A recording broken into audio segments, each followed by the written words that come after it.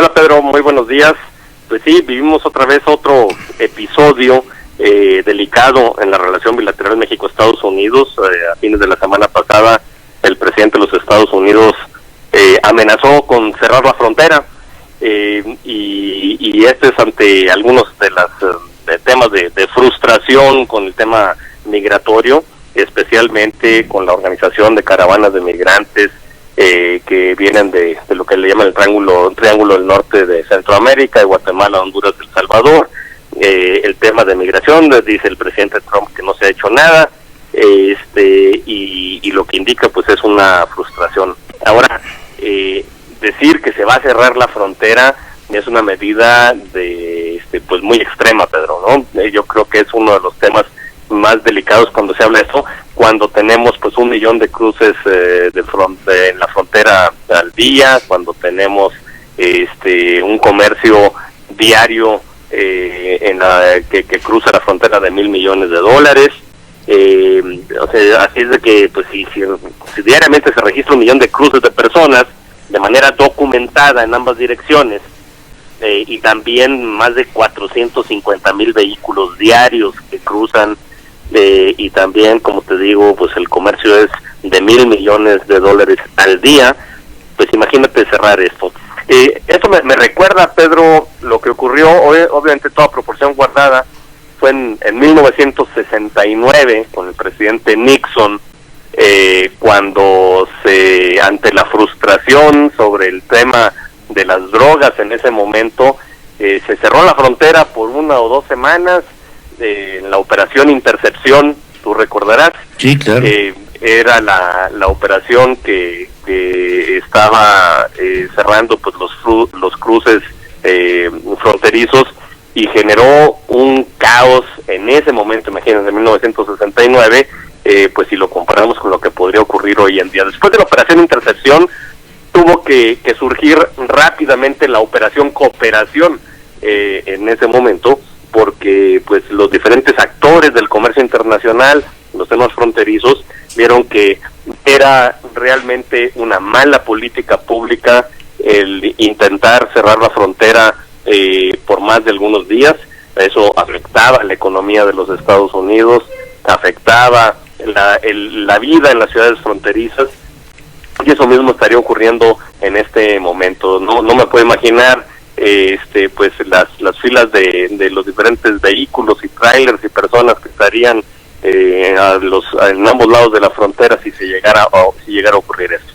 Ahora, a mí lo que me llama la atención, pues sí, efectivamente, es la reacción oficial del gobierno de México, que no tiene ningún comentario y bueno, pues solamente es una declaración de amor y paz.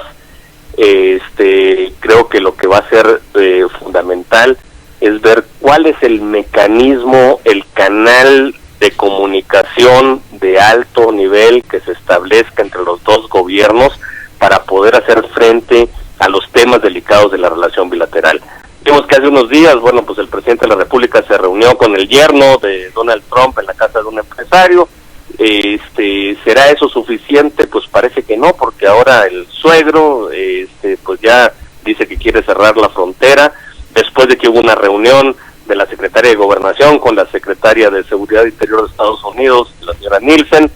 Entonces, algo nos dice que el diálogo al más alto nivel está detenido, no hay un canal de comunicación fluido, y entonces en eso se tendría que concentrar el gobierno mexicano, de establecer ese tipo de canal. Y por el otro lado, Pedro, yo creo que es fundamental la diplomacia pública. Es decir, hay muchos jugadores del lado de los Estados Unidos que tienen un interés legítimo en una buena relación entre México y Estados Unidos, principalmente en el tema comercial y de inversión, y es en donde tenemos que estar trabajando con ellos a través de nuestros consulados, a través de los empresarios, de tal manera de que sean ellos esos jugadores importantes, que algunos de ellos incluso han apoyado al presidente Trump, pues sean ellos los que hablen en favor de la relación bilateral México-Estados Unidos, y de fortalecer la relación comercial y de fortalecer los canales de comunicación. Creo que nos falta mucha tarea por hacer.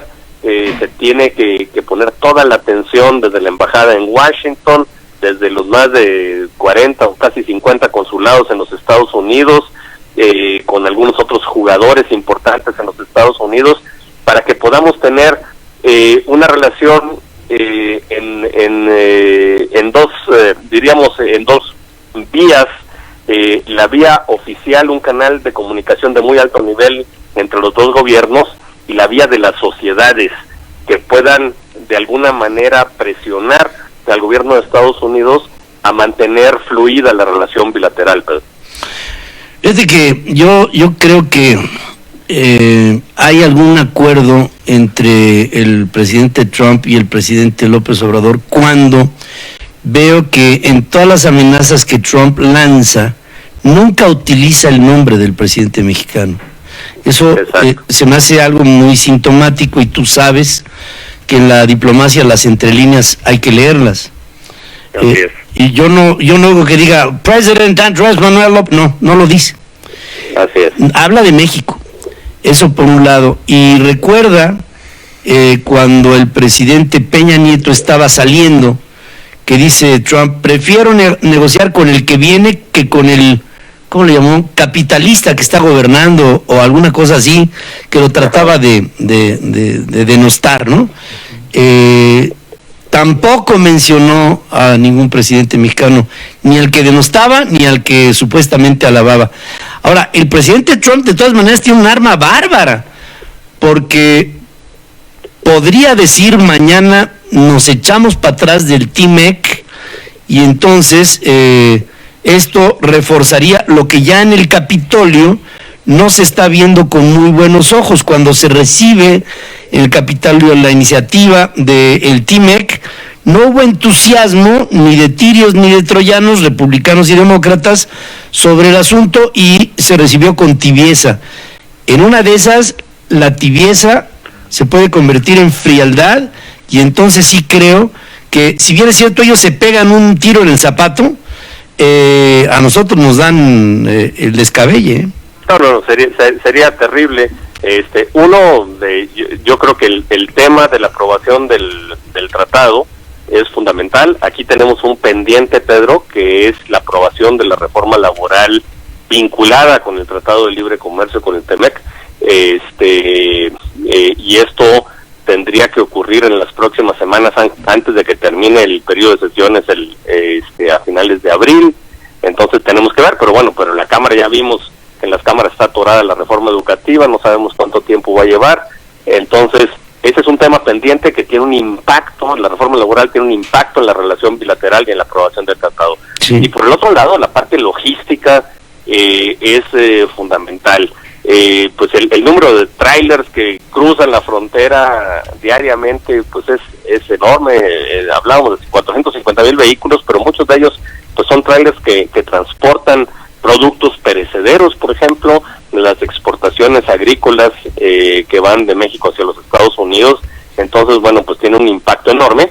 Y obviamente también, tú sabes que productos que se hacen en la región de América del Norte, sobre todo hay un estudio por parte del Woodrow Wilson Center del Mexico Institute, en el cual al final del día alguna manufactura que es conjunta entre México y Estados Unidos cruza de un lado para otro 8 veces la frontera.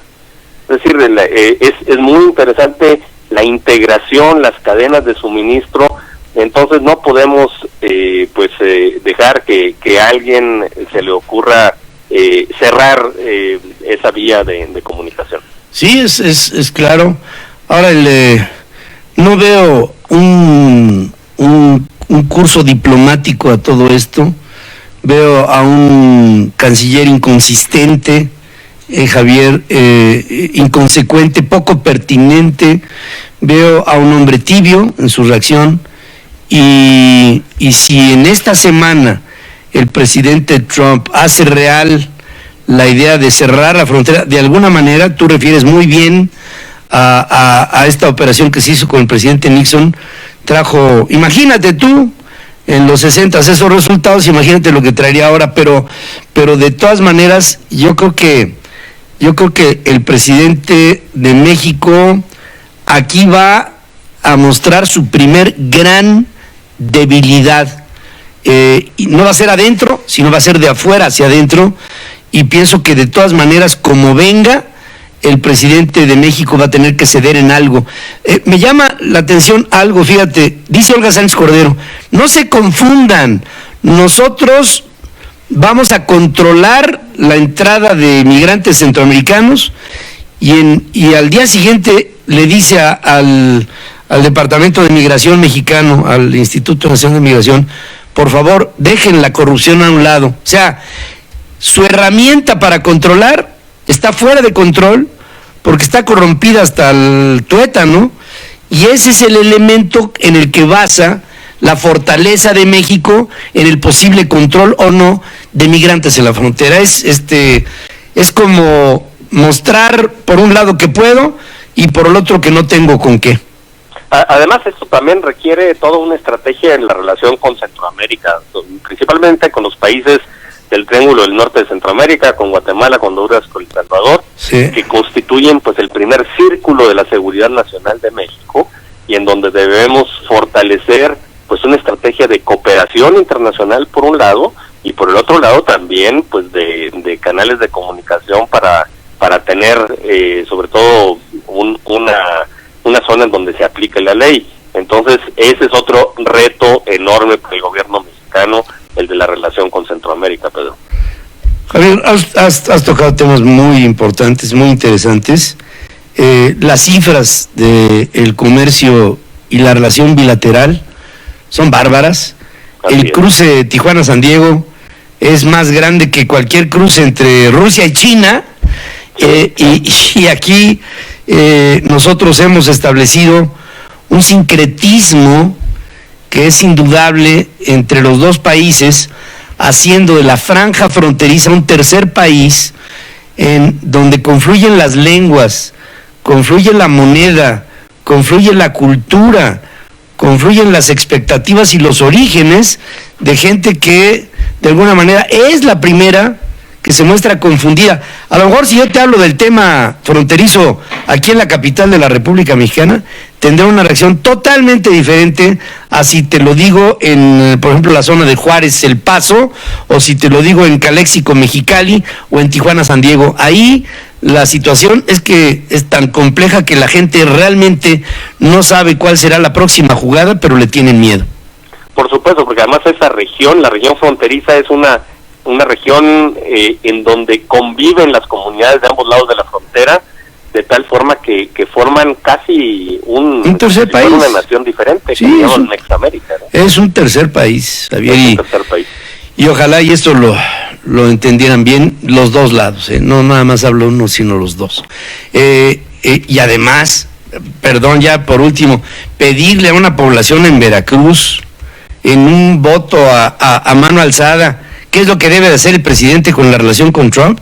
Se me hace verdaderamente ya, ahí sí ya no le entiendo nada, es una postura demencial la que está proponiendo el presidente con el pueblo sabio. Pues ojalá realmente lo que se esté ocurriendo, a lo mejor no lo estamos viendo, es que sí se están construyendo los canales de comunicación de alto nivel entre los dos gobiernos. Esperaríamos que el canciller y la embajadora en Washington lo estén haciendo, y que esto nos lleve pues a una avenida de solución. Ojalá y que así sea. Javier Treviño, como siempre, gracias por tu participación aquí.